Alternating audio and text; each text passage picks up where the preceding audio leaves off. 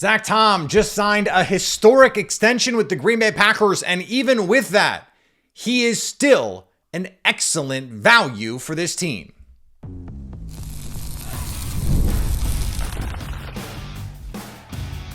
You are Locked On Packers, your daily Green Bay Packers podcast. Part of the Locked On Podcast Network, your team every day. You are Locked On Packers, part of the Locked On Podcast Network, your team every day. I'm Peter Bukowski, and I cover the Packers for The Leap, a newsletter I would love for you to subscribe to. Follow me on Twitter, Peter_Bukowski. Follow the podcast on Twitter, Locked On Packers. Like us on Facebook. Subscribe to the podcast, iTunes, Spotify, Google Podcasts, wherever you find podcasts, you will find Locked On Packers, the #1 Packers podcast on the internet, and the show for fans who know what happened. They want to know why and how. Today's episode brought to you by our friends at FanDuel. Right now, new customers can get $150 in bonus bets when your first $5 bet wins. Zack Tom is going to be a Green Bay Packer maybe for life.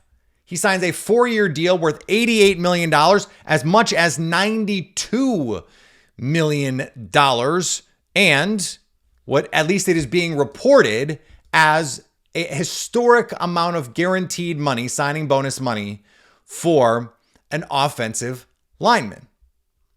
This is how the Packers navigate not going crazy with the AAV, the average annual value, is you give a $30 million signing bonus. You give more than they would get somewhere else or than anyone else has gotten in this case. This is, by the way, the second mega deal the Packers have done in the last year where they have set a new record for guaranteed money.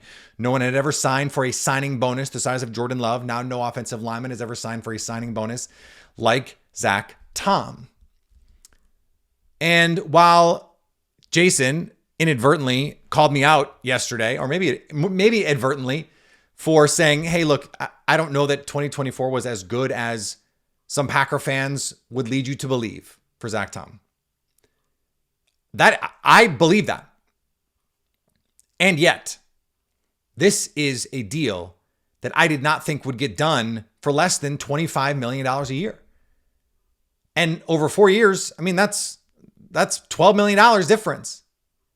And I was saying, I thought Rasheed Walker was going to get between $20 and $22 million a year.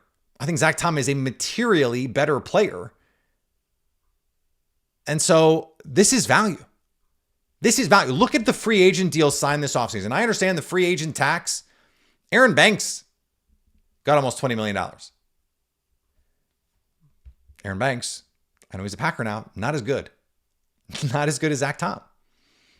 Dan Moore, a guy that Pittsburgh, who needed offensive linemen, said, bye, got $20.5 million in free agency. The Kansas City Chiefs paid a backup player, at least from a preferred starter standpoint, $15 million in free agency to come be, I guess, maybe their swing tackle. That's how much the league is saying we need these guys.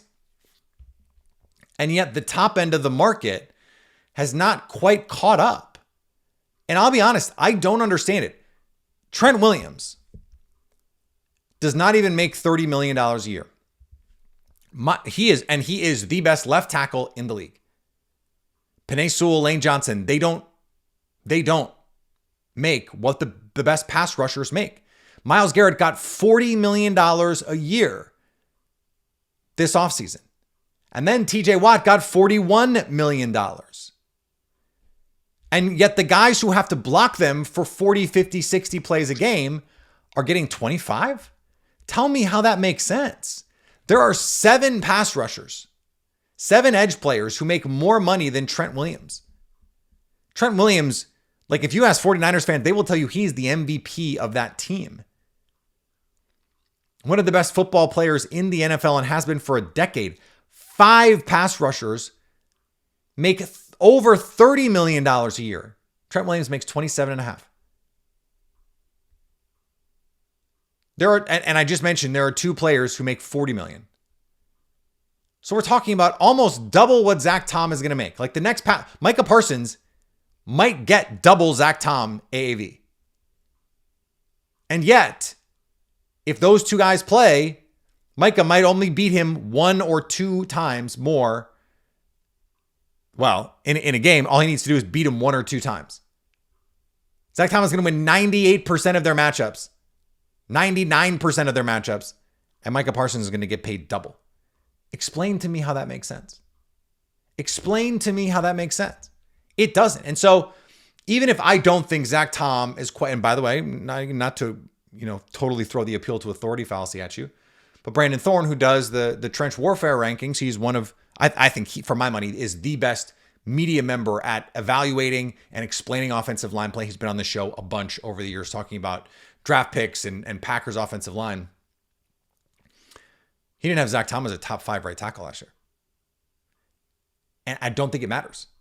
That's the crazy thing about this contract. If he's the 6th or 7th best right tackle in the league, and I think he's a top 5 right tackle, but if he's the 6th or 7th best right tackle in the league, this is still good value because I don't think the league has caught up to the value of these players. Now, let me say, offensive line is, as I've said many times, a weak link system. So it is not how good your best players are. It is how bad your worst players are. That will define the ceiling of your football team and will certainly define the ceiling of your offensive line. If you have bad players on your offensive line, you are cooked. It doesn't matter. You could have Trent Williams in his prime and Lane Johnson in his prime and, Frank Winters from 1996. I don't know why he was the center I thought of. But if your left guard, or if your right guard is Byron Bell, you're going to struggle because what are the teams going to do? They're going to put their best guy on your worst guy, and it's going to be a problem. And then if you have to give help with your right tackle who's really good, well, now you've got to give help, or your center's got to give help every time. Well, then now there's easy ways to attack you. It isn't how good your best players are. It's how bad your worst players are. So I do think that the same way with a receiver, the guys covering the receivers for a long time were not making what the receivers were, and they still aren't. And that's because coverage is a weak link system. The NFL's marketplace is telling us what we already knew, that coverage is a weak link system. And that offensive line is a weak link system. But one pass rusher can change your whole pass rush. One receiver can change your whole passing offense. And so that's why that money is different. I think all of that is true. And yet, I think the corner market has been artificially suppressed because I do think if you have one good corner, it's really valuable.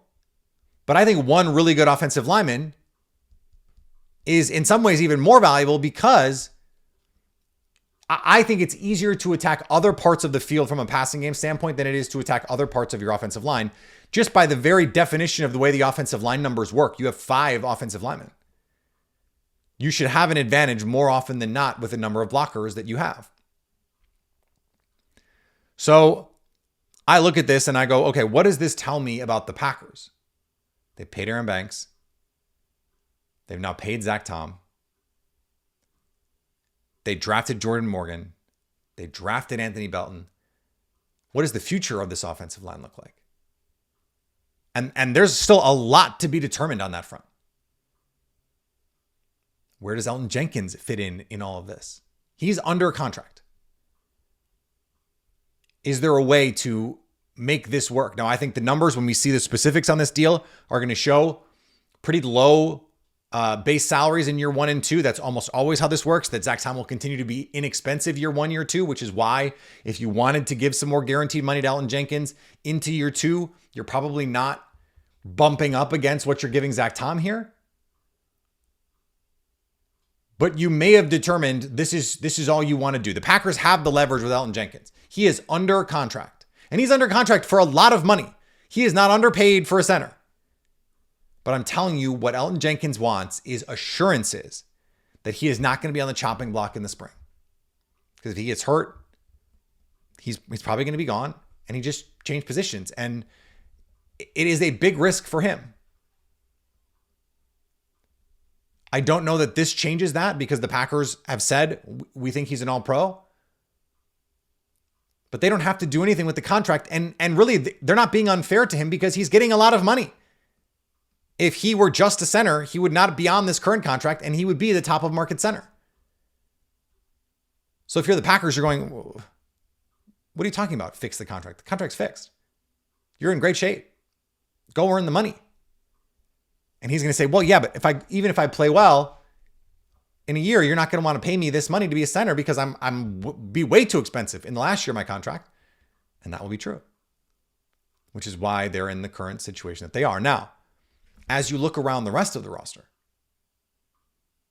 this might be it for a little while in terms of the extensions that we're seeing. Who else even could you think of at this point? We'll talk about that next on Locked On Packers. Guys, you've probably heard of Viagra or Cialis. Maybe you've even tried them. But if you're looking for something beyond the usual pill, it's time to meet Rugiet Ready. Rugiet Ready is a next generation prescription treatment designed to amplify arousal in the brain and boost blood flow. You know where. Unlike the usual pills that can take hours, Rugiet's 3-in-1 formula dissolves under your tongue and kicks in fast, on average in 15 minutes. Effects can last up to 36 hours, so you can stay confident and in control when the moment is right. If traditional options haven't worked, Rugiet might be the answer. Over 150,000 men have already made the switch. And you can even read real customer reviews on their site. It's helping a lot of people feel more confident and present in the moment. Head to Rugiet.com/LockedOnNFL and use the code LockedOnNFL to get 15% off today. That's RUGIET.com/LockedOnNFL and use promo code LockedOnNFL for 15% off. Individual results may vary with prescription treatment. Compounded drugs are permitted to be prescribed under federal law, but are not FDA approved and do not undergo FDA safety, effectiveness, or manufacturing review. Please visit the Rugiet website for full safety information. As you look around this football team, it's hard to find the next guy the Packers have to pay. Now, in some ways, that's good news because the 2026 cap is problematic, but they have space right now, or at least they had space. We'll see what the year one contract looks like for Zack Tom, how much actually changes. And so there's open questions about a lot of the players that would normally in this cycle, we'd be talking about other players from the 2022 draft. Well, that's Quay Walker. TBD on that. They already declined his 5th-year option. Now, Brian Gutekunst has said that they're working on a deal with him. But if I were the Packers, I'd be slow playing that deal. I'd say, okay, here's kind of where I think we could land if in the first 6 to... Now, this may be just me internalizing. I wouldn't maybe say this to the agent. But here's where I think the numbers could land if the first 6-8 weeks of the season look like the guy we saw last year. And even then, I would be building in that uncertainty. 2-year deal that looks like a 3-year deal but isn't really, and everyone kind of knows that it isn't really. So basically, you're getting the 5th year plus another, like that. I've talked about the Jordan Love kind of contract. I could see that. But that doesn't have to get done before the season. This is what I'm saying. I don't know that you're going to get anything else before the season. And then that means, okay, waiting until midseason or later to get some of these other things. Devontae Wyatt had his 5th-year option picked up. I think that is, at least for the moment, a placeholder. It's a lot of fully guaranteed money for the Packers to have to want to pay Devontae Wyatt. Now, they may say, hey, look, let's take that money. We'll give you more.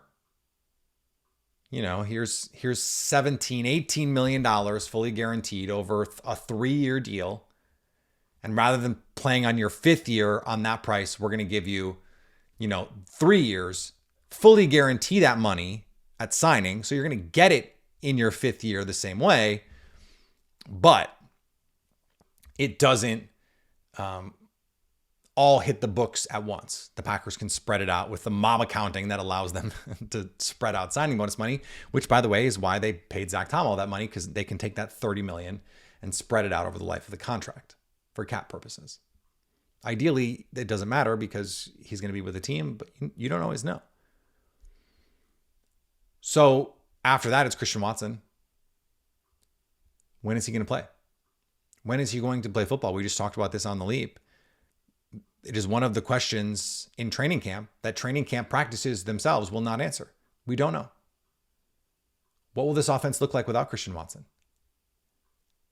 Is not having him going to prove how valuable he is? I think if the Packers had their druthers, they would sign him to a 1-year prove-it deal or even a 2-year inexpensive deal, understanding that someone else might be gone and you don't know what the future is of Dontavian Wicks. I think Jayden Reed is probably going to get paid, but you look at some of these receiver numbers, like it's a lot. I think Jayden Reed, like if the option was sign Jayden Reed to the Khalil Shakir deal today, I would do it. The Packers don't have to make that decision, but I think he is more than what Khalil Shakir is. So if that's the price, I'm paying it. Plus I have Savion Williams and Matthew Golden on rookie deals. That allows me to, mitigate the size of my investment there. So what is the number with Christian Watson that makes sense? I don't know. I really don't. I think it's a tricky situation for the Packers. I don't know what the number is that makes sense for him. And part of that is because we may not see him, at the very least for the first month of the season, we may not see him.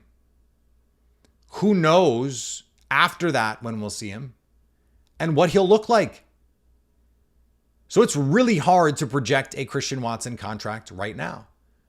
Sean Rhyan, I continue to believe that there's a possibility that he comes back, but it would have to be in a situation like if Jordan Morgan wins the left tackle job this year and Sean Rhyan is therefore your right guard, because I don't think Anthony Belton has taken enough snaps at right guard for me to believe that that's a real option. He may be just full redshirting swing tackle option. If Sean Rhyan is the starter, he's not going to take the Lucas Patrick deal, which I have proposed is the only way he stays, is on a Lucas Patrick type deal, the Lucas Patrick deal with inflation. Come be the backup center or interior swing player. Because they're not going to pay him to be the starting center. So he'd have to lose his job, his starting job. Okay, you're the backup. And you'd have to get like a nice backup interior offensive line type salary. I think the John Runyon Jr. deal, the $10, $12 million, whatever it ends up being with inflation out there. We just got done talking about the weird offensive line market, but teams need offensive linemen always. And the Packers have been a factory at putting out offensive linemen. I find it hard to believe that Sean Rhyan couldn't go out on the open market and find a deal that is more than what it would make sense for the Packers to pay.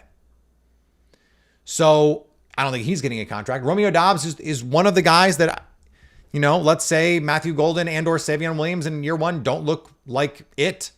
Dontavian Wicks doesn't take a step forward. I can see that. But man, it would make me nervous. It would make me nervous. $12, $14 million a year. Like it's not that much. But when you do have potential deals for Jayden Reed coming up, for Tucker Kraft coming up, I would be fine waiting. But then if you're Romeo Doubs and you've played well enough, like if the Packers wait and Romeo Doubs has played well enough and you get to December, January, why would you not just hit the market? If your goal was to maximize money, you hit the market. And you hit the market precisely because of what we see every year. These guys get overpaid. And the guys from good teams that played with good coaches, that were drafted by good front offices, they get overpaid. And you get the free agent tax. You get to charge that free agent tax. So if I'm Romeo Doubs, get ready to get that tax. Get ready to learn tariffs, buddy. Because that's what it's going to be. Especially in a receiver market that is crowded. And I was talking to Marcus Mosher from Locked On Cowboys yesterday about this. There are plenty of teams out there looking at their depth chart going, their wide receiver 3s, not looking great. Who knows what their wide receiver 2 situation is? There are teams out there going, we could really use some more pass catchers. I think the situation that would make the Packers want to bring him back is exactly the situation that would lead me to believe he would leave, because it just makes more sense to do that. So I think Christian Watson, I think Romeo Doubs is gone. I think it's over. TBD.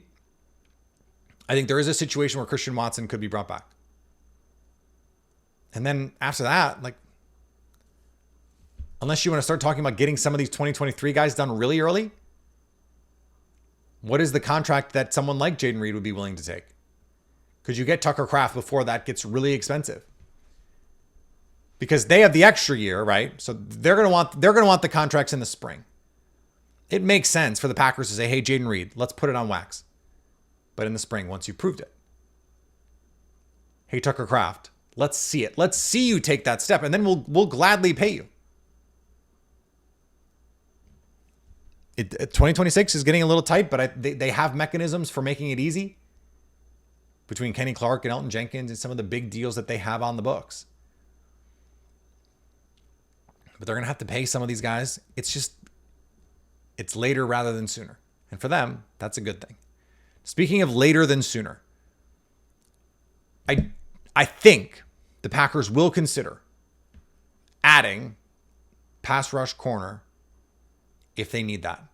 It just won't be now or really anytime that soon. We're talking about a couple weeks from now at the soonest.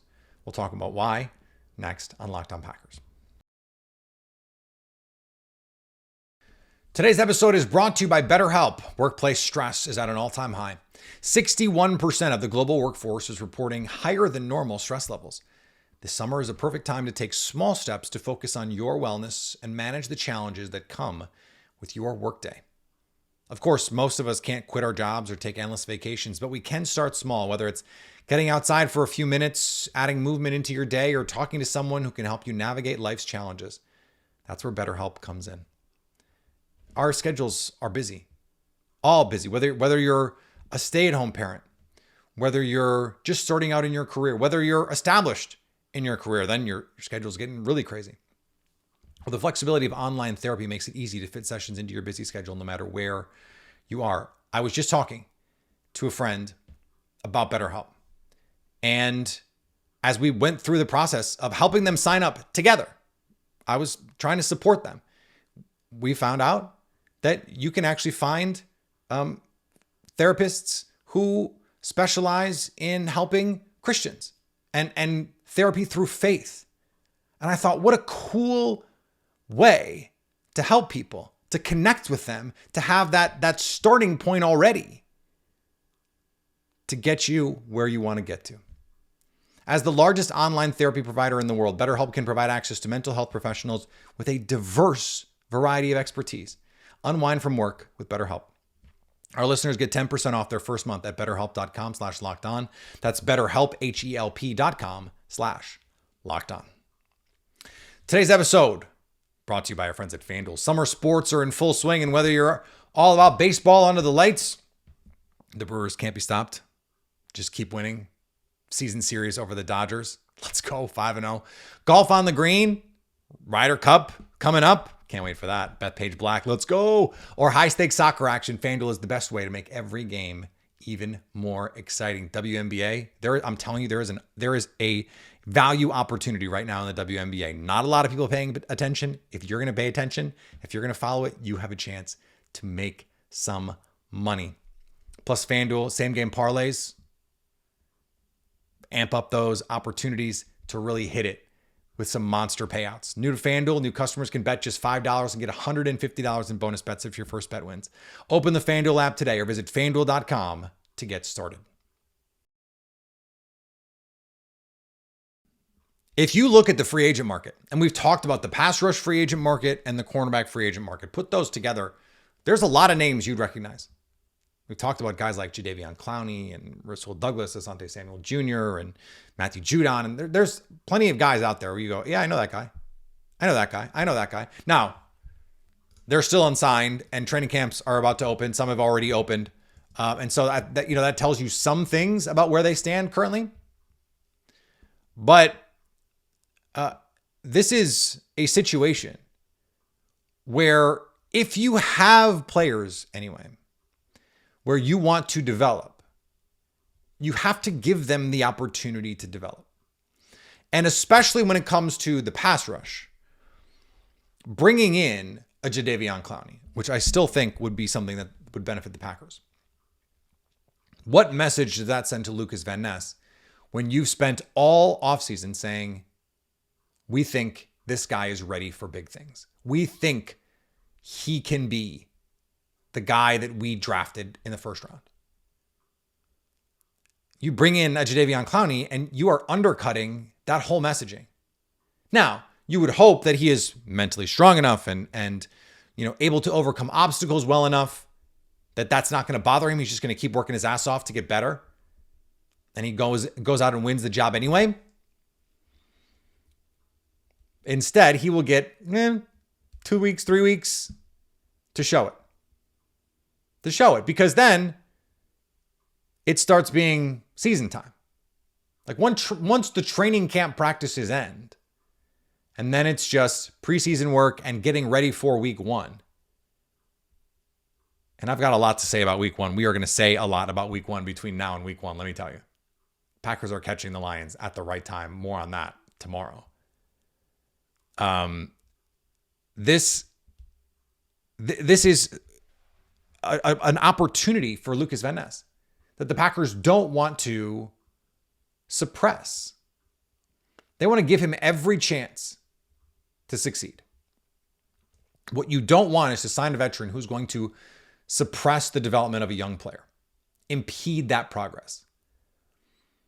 I don't know if you can make the same case at corner, frankly.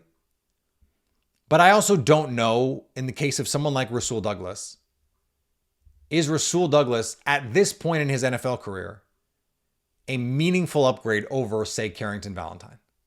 I don't know. There were times last year when it did not look like he was. And by the way, this goes back to my 2023 point of like, this whole thing of like, by the time that the Packers are able to compete, Rasul Douglas is not going to be able to help them. And I was like, that's nonsense. I was not anticipating that in 2023 they would be able to compete. I don't know if they go further in 2023, if they beat the 49ers, for example, with Rasul Douglas. I think there's a chance they do. I don't know if they beat the Eagles with Rasul Douglas. Defense played really well without him. And now he looks like a player who's getting older, whose lack of speed is catching up with him. Now, Asante Samuel Jr. is still a young player, but clearly a player with flaws. Are you impeding anyone's growth by signing one of those players? Well, the only reason you would sign them is if it looks like Carrington Valentine is not doing what you need. Or if Keyshawn Nixon gets hurt. Like if one of these guys has a big injury and is going to be out for the year, then yeah, you need those players. But you're going to give them the chance. Keyshawn Nixon, I think, has earned the opportunity to say, I can be a quality starter. Give me a whole offseason to prep, a whole offseason to study after I spent the whole season going, is this where I'm going to play this week? Is this where I'm going to play this week? To show you I'm a boundary corner and that I can be a productive on the ball player as a boundary corner, that I can create turnovers as a boundary corner. I think he's earned that.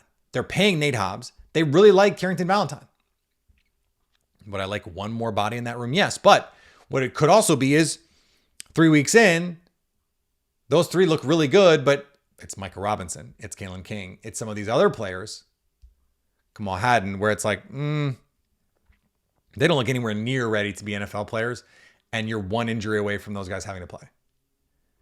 And so maybe you call up Stephon Gilmore or Asante Samuel or Rasul Douglas at that point, assuming one or more of them are still in the market.